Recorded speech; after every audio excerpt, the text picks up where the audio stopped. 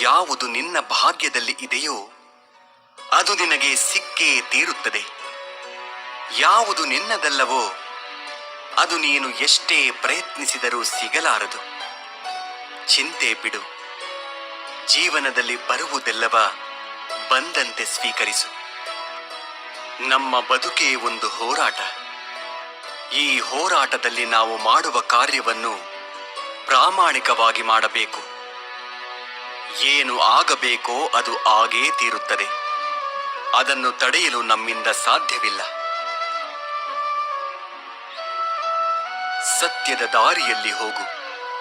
ನೀನು ನಡೆಯುವಾಗ ಪಾತಾಳಕ್ಕೆ ಬಿದ್ದರೆ ನಿನ್ನನ್ನು ಮೇಲೆತ್ತಲು ನಾನು ಬಂದೇ ಬರುತ್ತೇನೆ.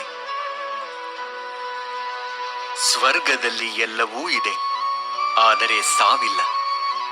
ಭಗವದ್ಗೀತೆಯಲ್ಲಿ ಎಲ್ಲವೂ ಇದೆ, ಆದರೆ ಸುಳ್ಳಿಲ್ಲ. ಜಗತ್ತಿನಲ್ಲಿ ಎಲ್ಲವೂ ಇದೆ, ನೆಮ್ಮದಿಯಿಲ್ಲ. ಇವತ್ತಿನ ಎಲ್ಲ ಮಾನವರಲ್ಲಿ ಎಲ್ಲವೂ ಇದೆ, ಆದರೆ ಶಾಂತಿ ಇಲ್ಲ. ಮನಸ್ಸಿಗೆ ಮದವೇರಿದಾಗ ಸ್ಮಶಾನದಲ್ಲಿ ತಿರುಗಾಡಿ ಬರಬೇಕಂತೆ. ಏಕೆಂದರೆ ಅಲ್ಲಿ ನಾನು ನನ್ನಿಂದಲೇ ಎಂದು ಹೇಳಿದ ಎಷ್ಟು ಜನ ಮಣ್ಣಾಗಿರುವವರು ಕಾಣಸಿಗುತ್ತಾರೆ. ಭಗವಂತ ತಡ ಮಾಡಿದರೂ ನ್ಯಾಯ ಮಾಡುತ್ತಾನೆ, ಆದರೆ ಅನ್ಯಾಯ ಮಾಡುವುದಿಲ್ಲ. ತಡ ಆಗುವುದರ ಹಿಂದೆ ಅದ್ಭುತಗಳು ನಡೆಯುತ್ತವೆ, ಕಾದು ನೋಡಬೇಕಷ್ಟೇ. ಎಲ್ಲ ಹೇಳುತ್ತಾರೆ ಮನುಷ್ಯ ಖಾಲಿ ಕೈಯಲ್ಲಿ ಬರುತ್ತಾನೆ, ಖಾಲಿ ಕೈನಲ್ಲಿ ಹೋಗುತ್ತಾನೆ ಎಂದು. ಆದರೆ ಮನುಷ್ಯ ಬರುವಾಗ ಭಾಗ್ಯದ ಜೊತೆ ಬರುತ್ತಾನೆ, ಹೋಗುವಾಗ ಕರ್ಮದ ಫಲ ಕೊಂಡು ಹೋಗುತ್ತಾನೆ. ಬದುಕುವುದಕ್ಕಾಗಿ ದುಡಿಯುವುದು ಅನಿವಾರ್ಯ. ಹಾಗೆಂದು ಫಲದ ಮೇಲೆ ಕಣ್ಣಿಟ್ಟು ಕೆಲಸ ಮಾಡಿದರೆ ನಿರಾಸೆ ಹೆಚ್ಚು.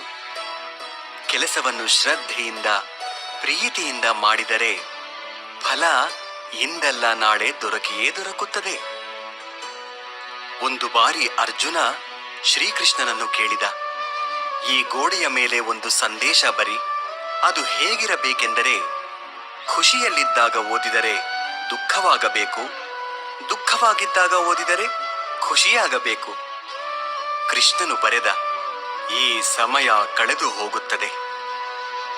ಅಕ್ಕಿ ಅನ್ನಕ್ಕೆ ಕೇಳಿತು, ನೀನು ನಾನೇ ಆಗಿದ್ದೆ, ಆದರೆ ಅದು ಹೇಗೆ ಅನ್ನವಾದೆ ಎಂದು. ಅನ್ನ ಸುಂದರವಾಗಿ ಉತ್ತರಿಸಿತು, ನೀರು ಮತ್ತು ಬೆಂಕಿಗಳ ಸಂಪರ್ಕಕ್ಕೆ ಒಳಗಾದೆ, ಅವುಗಳ ಸಂಸ್ಕಾರದಿಂದ ಮೃದುವಾದೆ, ಮಧುರವಾದೆ. ಅಕ್ಕಿ ಎನ್ನುವ ಭಾವ ಕಳೆದುಕೊಂಡೆ, ಅನ್ನ ಎನ್ನುವ ಅನುಭವ ಪಡೆದುಕೊಂಡೆ. ಅದೇ ರೀತಿ ಸಜ್ಜನರ ಸಂಗದಿಂದ ನಮ್ಮಲ್ಲಿರುವ ಅಜ್ಞಾನ, ದುರಿತ, ದುಮ್ಮಾನಗಳ ಭಾವ, ಕಾಠಿಣ್ಯತೆ ತೊಲಗಿ ಪುಣ್ಯ, ಜ್ಞಾನ, ಮೋಕ್ಷಗಳೆಂಬ ಮೃದುತ್ವದ ಅನುಭವ ದೊರೆಯುತ್ತದೆ. ಚಿಂತಿಸಲು ನೀನೇನು ಕಳೆದುಕೊಂಡಿರುವೆ? ನಿಶ್ಚಿಂತೆಯಿಂದಿರಲು ನೀನೇನು ಪಡೆದುಕೊಂಡಿರುವೆ? 3 ದಿನದ ಈ ನಾಟಕದಲ್ಲಿ ಕಳೆದುಕೊಳ್ಳಬೇಕಾಗಿರುವುದು ಕರ್ಮ ಒಂದೇ, ಪಡೆಯಬೇಕಾಗಿರುವುದು ಪುಣ್ಯ ಒಂದೇ. ದೊಡ್ಡ ಮನುಷ್ಯನಾಗುವುದು ಒಳ್ಳೆಯದು, ಆದರೆ ಒಳ್ಳೆಯ ಮನುಷ್ಯನಾಗುವುದು ದೊಡ್ಡ ವಿಷಯ. ದುಃಖದ ಬಗ್ಗೆ ಚಿಂತಿಸತೊಡಗಿದರೆ ಸದಾ ದುಃಖಿಯಾಗಿಯೇ ಉಳಿಯುತ್ತೀಯ.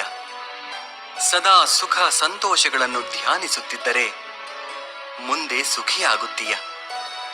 ಏಕೆಂದರೆ ಮನಸ್ಸು ಯಾವುದರ ಬಗ್ಗೆ ಹೆಚ್ಚಾಗಿ ಧ್ಯಾನಗೊಳ್ಳುವುದೋ ಅದೇ ಸಕ್ರಿಯವಾಗುವುದು.